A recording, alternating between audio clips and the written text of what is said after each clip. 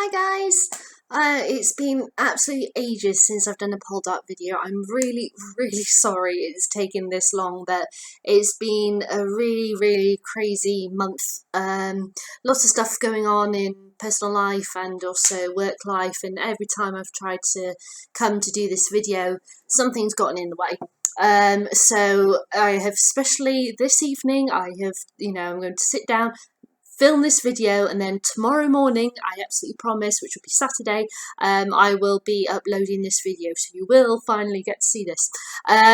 So yeah, now because it's been a month, various things have, as I said, have happened, and in the Poldark fandom, I think it was the other week actually, we had the news from BBC that the scene which I said in the last Poldark video, I won't reveal the spoiler, but as I said at the beginning of that video, this monumental event that will affect every single book, all the way up to the very end. Is going to be played differently in the upcoming series. This whole situation of a rape happening in the book that happens in the fourth book is not going to be played out that way. The BBC have announced it's going to be something different. And I have to admit, when I heard that, I was at first not surprised because of the situation and what happens. And then all of a sudden, I was really upset and kind of perplexed and really angry. I get why they've done it, but at the same time, it's a flaw in Ross's character. It's a moment not necessarily that defines him at all, but is a significant, monumental moment in his life that he'll never get rid of, that none of them will ever get rid of, and it plagues every single character all the way through to the end. So it's a huge deal. And to have that then taken away, I'm a bit concerned about what things they're going to have to change, possibly in subsequent books, in order to make the change work. But then, again, saying that, I don't know how significant a change is going to be in regards to, is it going to be seen as consensual? But still, because it happened, is still going to be huge, or is it going to be something else? I don't know. I think it's this thing, I'm going to have to watch it to see how I feel about it. But now, the reason why I bring this up also is that it's very interesting that obviously our society, how we accept this, it's that thing that the BBC have felt that they've had to change it, means that we as viewers wouldn't be able to handle if it was like it was in the book. Now, I'm I'm a bit perplexed by that also, because let's face it, in lots of other dramas and soaps and all other adaptations of books and such, the rape has been an element of those things. I mean, look at one key piece of literature that covers it is Tess of the D'Urbervilles. They did it in Tess of the D'Urbervilles. Why can't they do it in Poldark? I don't know. But maybe it's just a thing that society shift. They feel that we don't. I don't know. We don't respond well to it. Not that I'm saying that rape is a good thing, because it's not. I'm just saying it's that thing. If you don't show it, then it's like this is a bit of society that we're not willing to acknowledge when it needs to be acknowledged, because it happens. So I was a bit perplexed by the BBC deciding to take that out. But thinking about it in a larger picture, right, these books were originally written sort of in the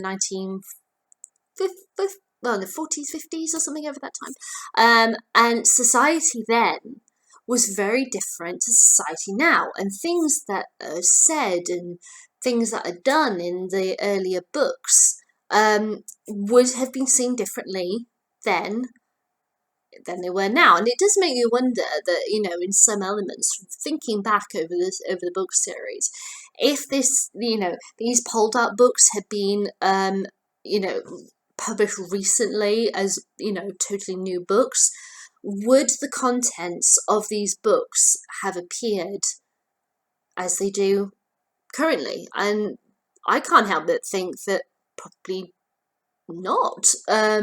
You know, there's so many things where I think yeah, it's that thing that the publishing world is different today than it was, you know, many decades ago, and decisions that people make and things that are said and such would have been perfectly accepted then but may not be now. So sometimes reading these books can be a bit hard to go through. It's kind of like if you read like Gone with the Wind or something like that, because of the language used, and you know, talking a lot about slavery and how they treat servants and such. It can be a bit hard to read sometimes, or you could say like the language of Gone with the Wind as well. But it's historical, you know, from that time it was perfectly acceptable in society. So you just have to take it and just deal with it. But yeah, I'm, you know, yeah, interesting choice, BBC. We'll see how it goes. But yeah, I'm just, it does make me think also, about society change. Now, I'm going to be starting to talk about, I've already like 7 minutes in and I haven't even started talking about them yet, the next two books in the series, books 5 and 6. Now, the book 5 is The Black Moon and book 6 is The Four Swans. Now, The Black Moon is a very, very interesting book because, as I mentioned in my previous video, when the fourth book ended, Winston Graham didn't write a Poldark book for about 20 years, and that you know, in the around 20 years after he stopped writing it, that was when the original BBC series you know, was starting up and everything, in the interest part. So I don't know if he wanted to bring Poldark back, or if it was, you know, because there was so much more interest, it was kind of, people kept on asking him when Poldark was coming back, so he wrote it. I don't know, but I'm so happy that he did bring it back. But it's very interesting how you start looking. I'm just thinking back of you know, what I just said about how society changes and how they see certain events and that, how you can see certain elements from the Black Moon onwards, where it does feel kind of different. I'm not saying it's radically different or anything, because if it was radically different, I would, you know, I wouldn't feel as easy going into the books each time and reading them, like, you know, like I always had. What I'm saying is that I think you can feel the shift in society and values and things that are acceptable and things that are not. You know, that shift. So it's a very interesting book, is The Black Moon. Now, why is it called The Black Moon? Well, that is because of the birth of a child, and not just any child. Now, as you know, as if you saw my last video, you'll know that in book 4, Ross and Elizabeth slept together, and that has resulted in a child, a little boy called Valentine. Now, this is very interesting, because obviously Ross knows that it's his child, Elizabeth knows it's his child, Demelza knows it's his child. George has no clue that Elizabeth was with, you know, was with Ross, and so he believes that this child is his. And he really likes to rub it in Ross's face, that, you know, he's got the girl that he always loved pregnant, and oh look, my happy family and all this lot, because of what's happened between Elizabeth and Ross. Demelza and Ross are going through a bit of a hard patch at the moment, which is understandable. But George he's absolutely stupid in this one. He has absolutely no clue what the hell is going on. He's just, as usual, spineless moron who's just quite frankly being an arse. So that's a summary of George for you. So in other news, we've got Caroline and Dwight, their relationship developing, which is really, interesting to see. And we've got three new characters for you to keep an eye on. So the first one is Elizabeth's cousin, Morwenna. Now, Morwenna has come to look after Geoffrey Charles. Geoffrey Charles, of course, is Elizabeth's son with Francis. He's I think he's about 8 years old, 8 or 9 years old, and he's growing up. He needs somebody to look after him, and George, even though he's really quite reluctant, he allows Morwenna to come and live with them to look after Geoffrey Charles.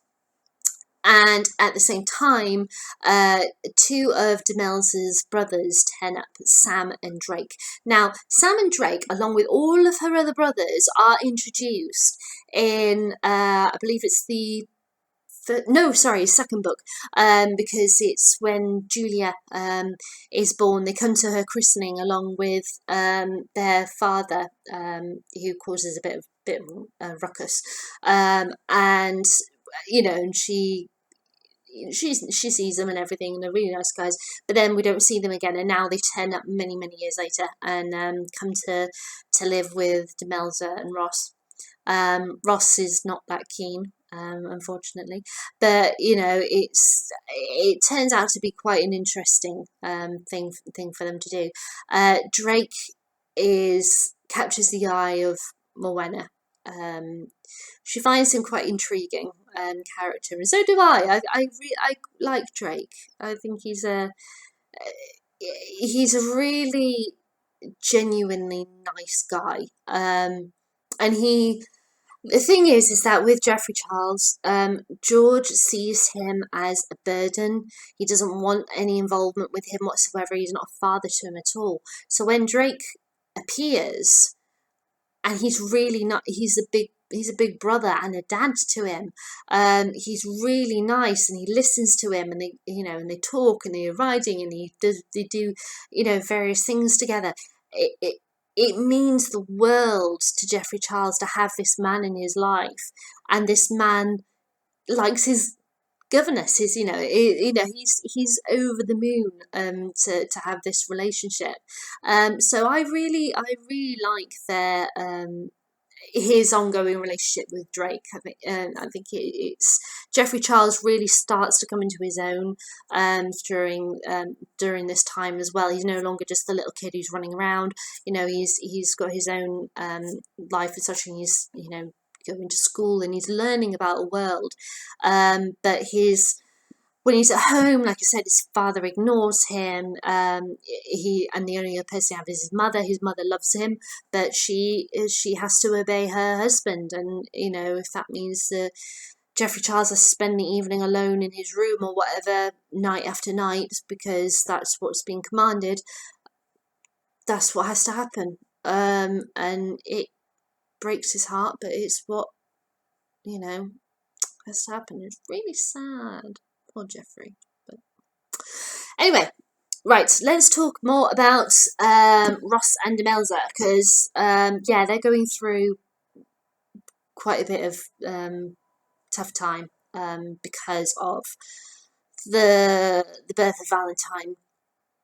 And I don't know if you recall from the previous video that I did, there was I mentioned how the effects of secrecy in a marriage, and Demelza getting tempted and all this lot.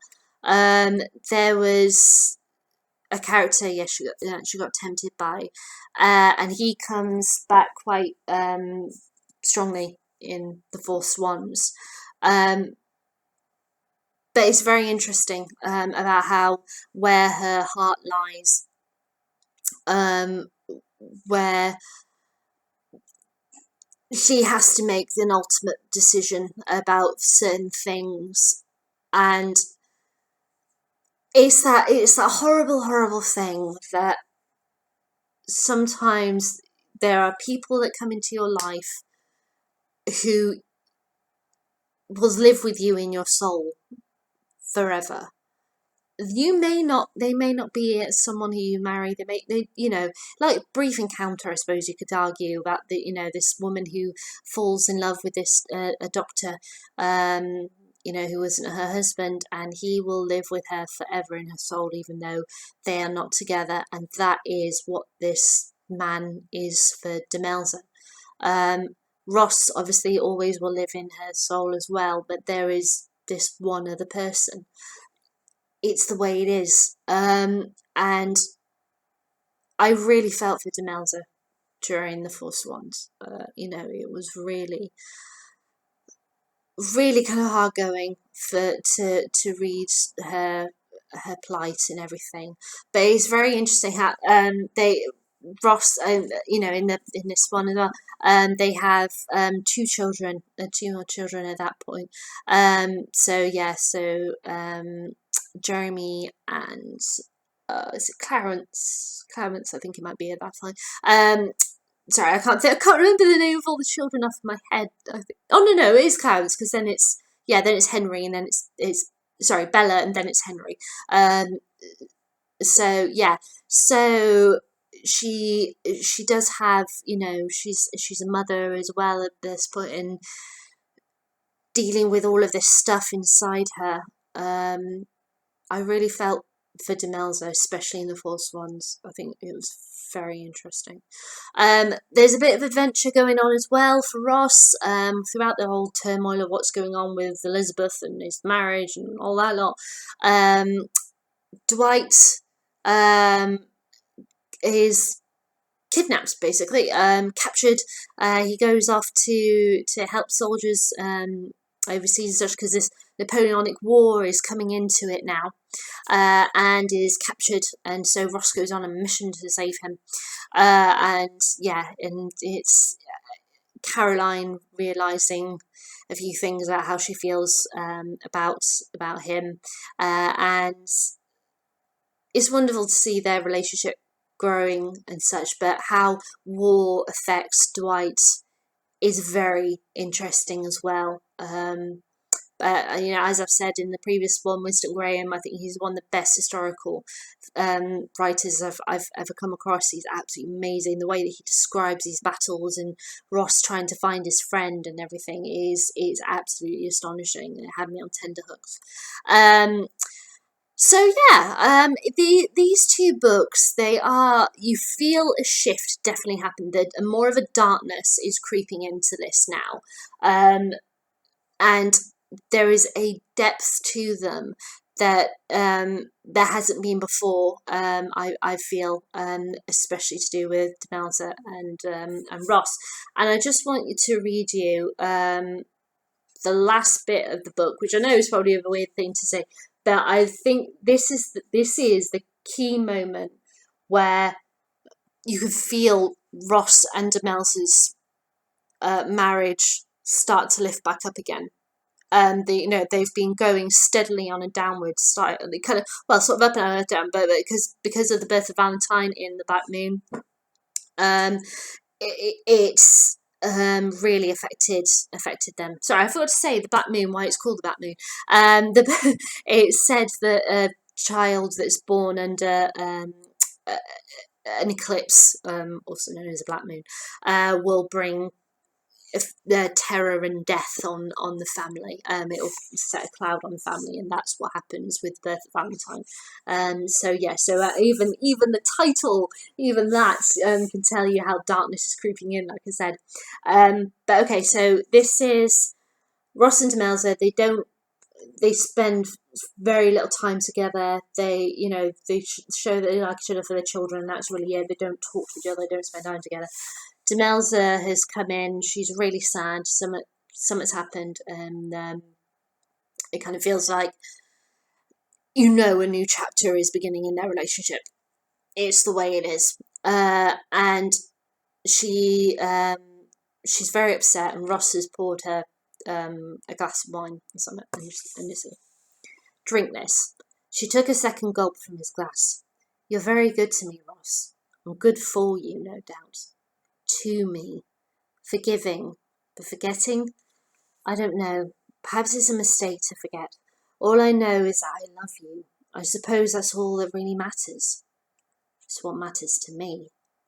She shuddered and put a hand to each eye in turn. I'll wash my face and I'll go and read, and then, if you want, you can have a bite of supper. I think, said Ross, I'll come and I'll read a while with you.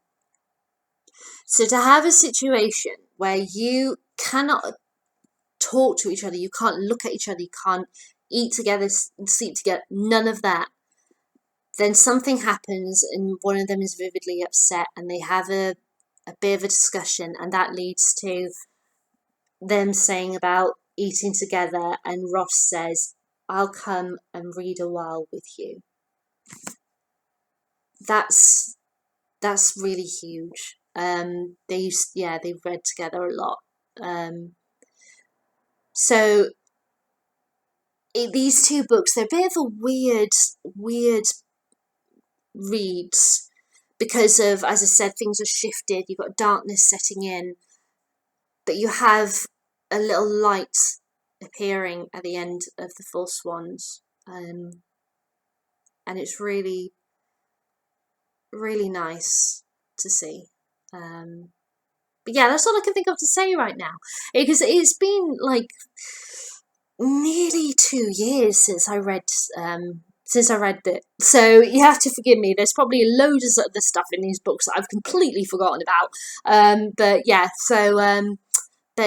I'm going to stop there. I can think about. I'm going to do the next Poldark books reviews. So that would be books 6 and 7. Sorry. 7 and 8, and I will get that up ASAP. And as I said, this will be going up tomorrow, which is Saturday. No doubt you'll be watching on Saturday or later or whatever. But yeah, so I will get the next one done ASAP. I absolutely promise. Get that up ASAP. I absolutely promise. I'll be back soon. I hope you enjoyed this. I hope I didn't give too much away. I forgot to say at the beginning I was going to do spoilers and such, but then everything kind of rolled into one, and there you go. It happens like that. But anyway, yeah, I hope you like this. Have you read these books? I'd love to hear what you thought of them. You can leave a comment in the comments box below, or you can give me a thumbs up, thumbs down, show me what you thought. Entirely up to you, but I'd love to hear what you thought. So I hope I didn't spoil too much. Sorry, I forgot to say about spoilers at the beginning. Oh, there you go. But anyway, I guess I'll see you guys soon. Bye.